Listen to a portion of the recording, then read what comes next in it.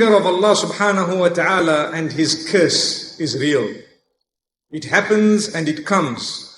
And Allah subhanahu wa ta'ala becomes angry. As much as we've learned that He is extremely merciful, the most merciful, there are sometimes certain actions that we engage in that earn the wrath of Allah subhanahu wa ta'ala. The Quran has addressed us as well as all mankind regarding the anger and wrath of Allah subhanahu wa ta'ala. The idea of that is for us to take heed. We must make sure we are not engaged in those type of deeds. Because believe me, if you know, may Allah protect us, that a very, very powerful human being is extremely angry with you, I think it would give you sleepless nights.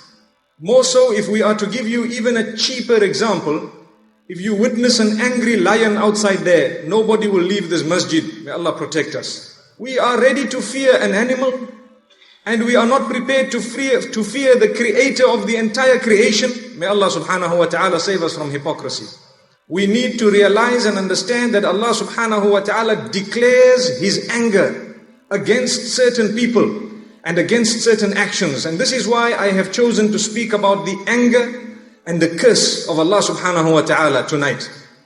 Taking the verses from the Quran which have made mention of the anger and the curse of Allah subhanahu wa ta'ala, clustering them together as one subject and one topic.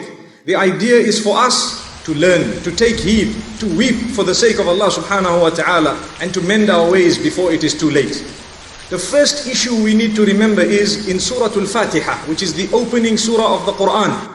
Allah subhanahu wa ta'ala makes mention of a dua. And I've mentioned this dua where Allah subhanahu wa ta'ala says, اهدنا الصراط المستقيم. Guide us to the straight path. That is by far the most important prayer that anyone could make. Now the rest of the surah is connected to what the straight path is.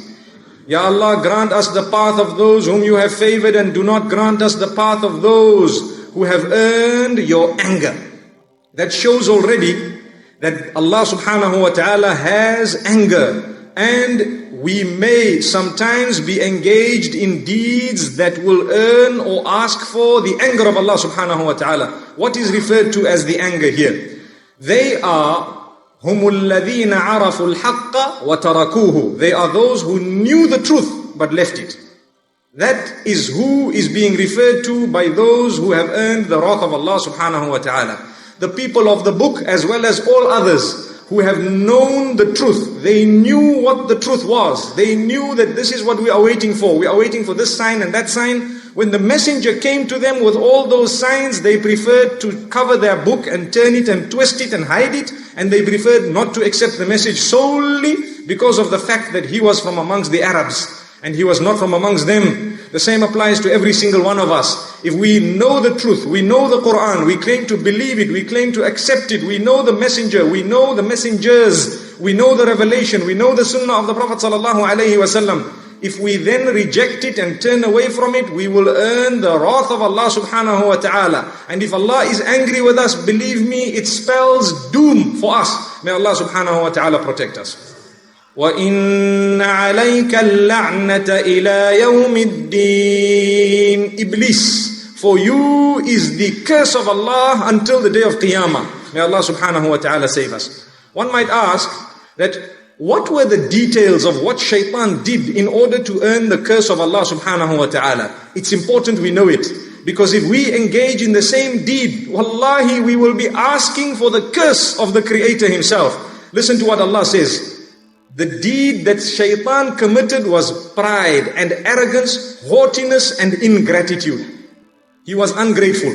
Allah gave him everything. He still turned away from Allah. And this shows us whenever we engage in haughtiness and pride, we will be expelled from the mercy of Allah subhanahu wa ta'ala. He will take away from us our happiness and our goodness, and He will kick us right out. May Allah subhanahu wa ta'ala protect us all.